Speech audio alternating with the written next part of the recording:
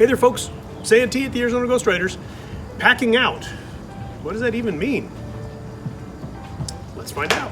When we think of westward expansion, we think of the hardships of traveling across the country in a covered wagon. 1 in 17 lives were lost along the Oregon, California, and Mormon trails, mainly to disease and accidents. Emigrant Hiram Crittenden remembered, "The trail was strewn with abandoned property, the skeletons of horses and oxen, and with freshly made mounds and headboards that told a pitiful tale." Homesteaders making the trek had to be well prepared for a journey to the goldfields or wherever they hoped to plant roots.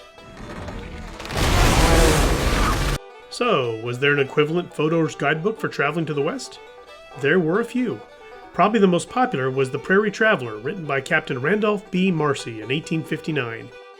In it, he gives instruction on everything from packing a wagon to purifying water. Marcy also included maps and itineraries. If you're interested, this book is free from a few sources on the internet, and I put links in the description field. Thank you. You're welcome. Dave Rogers, an enthusiast like myself, has made his own guide for these making a huge trek like that. Carefully researched, he wrote it using authentic writing utensils and ink. When I asked him how long it took him to write in the 1800s cursive style, he laughed and said, "That's how I normally write, so it takes me as long as it takes everyone else."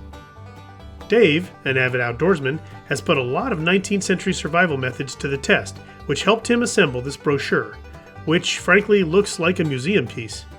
Unfortunately, I can't read all of it to you. All right, Buster, what do you do? However, I've compiled some interesting highlights for you all. Yeah. So, let's say you're heading out to California. How the heck do you pack for that 3-month trip and have something left when you get there? Dave tells us that each immigrant would need 2 shirts, 2 undershirts, 2 trousers, 6 pairs of socks, 4 wool and 2 cotton, and 2 pairs of boots or shoes. 1 comb, 1 toothbrush, 3 pounds of bar soap, 3 towels, and a poncho for the rain. I'm laughing at clouds so dark up above. Weirdo. A wagon would cost you about $100, and the 8 oxen, known as 4 yoke, would cost another $200. Arms and ammunition for 3 people would run you about $120. Okay, here's more. 600 pounds of bacon, 100 pounds of coffee, 150 pounds of sugar, 75 pounds of rice, 1,080 pounds of flour, 50 pounds of fruits and vegetables, and another 50 pounds of salt and spices. Add on to that tents, tools, bedding, private baggage, candles, matches, utensils, and a 64-inch LED TV with built-in Roku. Hey, wait a minute. I think I mixed that up with my Amazon wish list. This is ridiculous. Sorry.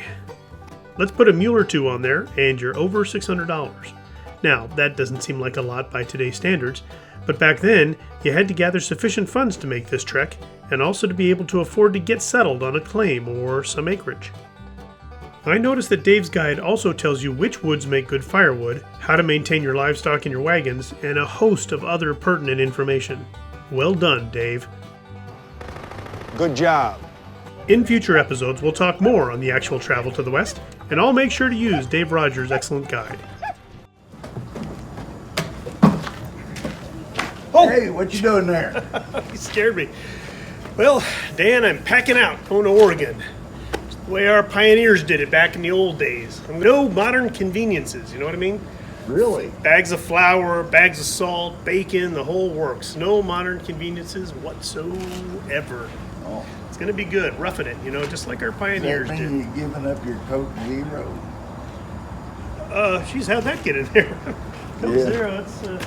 It probably followed the twin snakes in there. Okay, all right. Well, maybe a couple modern conveniences. Well, you won't be needing this stuff. You're taking... Well, you said you weren't taking them. There ain't no sense throwing stuff away. Folks, thanks for watching. As always, please like, share, and subscribe. And we'll see you on down the trail. Can I have the snakes back? No, you can have the Coke. Okay. Well, here, I'll take the Coke.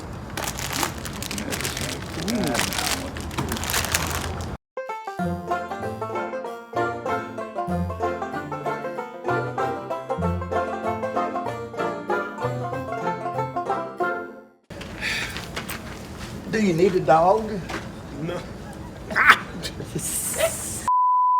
And as always, please like, share, and subscribe. And we'll see you on down the trail. Where's the professionalism gone? Honestly.